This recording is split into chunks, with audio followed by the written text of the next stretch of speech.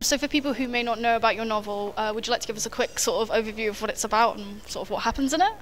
The novel is about a scientist from Stirling who is testing an experimental neurological scanner, and when he steps out of the cubicle he finds himself transported into what appears to be another world where there's a war going on, but he gradually comes to understand that he's not on another planet. He's been transported inside a video game, and not just any video game, but a video game called Starfire that he remembers from his teen years. And the big questions, therefore, two questions: how did he get in there, and how can he get out again? So he endeavours to find a way out, but discovers that he's actually in an entire universe of interlinked video games. And that's the concept for the book and the game. But the big difference in the game is that the protagonist is no longer Ross Baker. The protagonist is Heather Quinn, who calls herself Athena, putting us in a fairly rare constituency in the first-person shooter genre of having a female protagonist. That's really, really cool stuff. So obviously when you were a little bit younger, did you play many video games?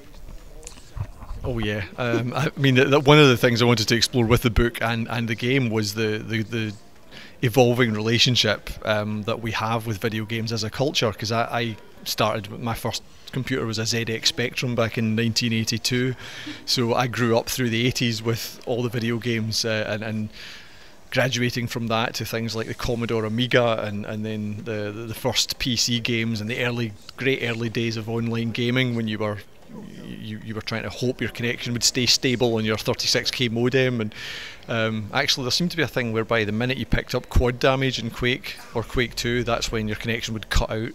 But yeah, I've watched the games evolve, I've watched the culture of it evolve, and I've written about that culture, first of all in a book called A Big Boy Did It and Ran Away, and I wrote about it a bit as well in Pandemonium. And Pandemonium was actually probably the sort of starting point for the whole project, because it was Nick had read Pandemonium, and in fact I'll let him take over from here. Yeah, so that's basically been a big fan of Chris's for many years, read all of his books, but Pandemonium was just like a computer game, you know, it was so referenced first person shooters, and for some reason it just made me write a great big long email to Chris with the subject line, how would you like to make a computer game?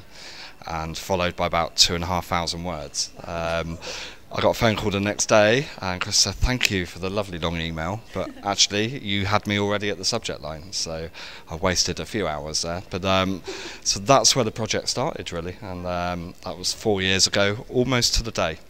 And yeah, so here we are now in Bafta, and it's been quite a journey. So obviously, do you guys have any favourite video games from either now or as a child?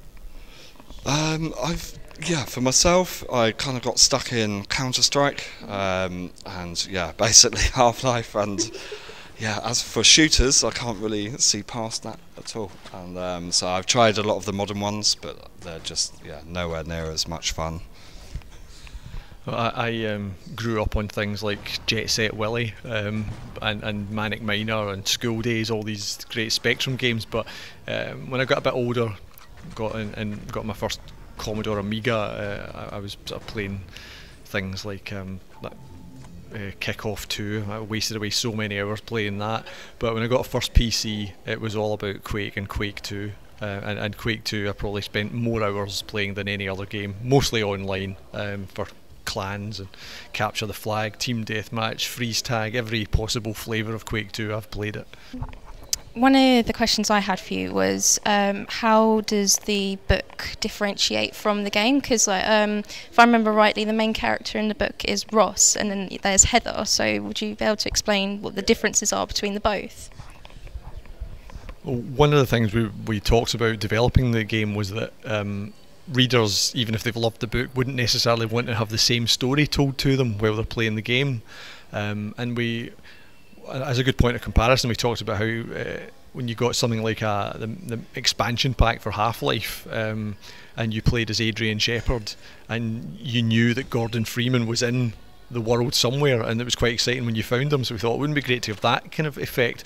So we came up with the idea of having from the point of view of a new character, but that Ross Baker, aka Bedlam, was in there, and you'd find him.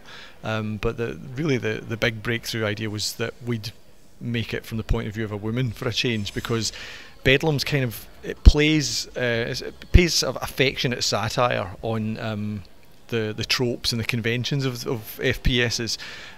So we thought it would actually add another level to that if we can have a woman who's going to have her own acerbic take on it all, on the cliches, and also in particular on the role that women have tended to have in these kinds of games, which is usually a fairly relegated one.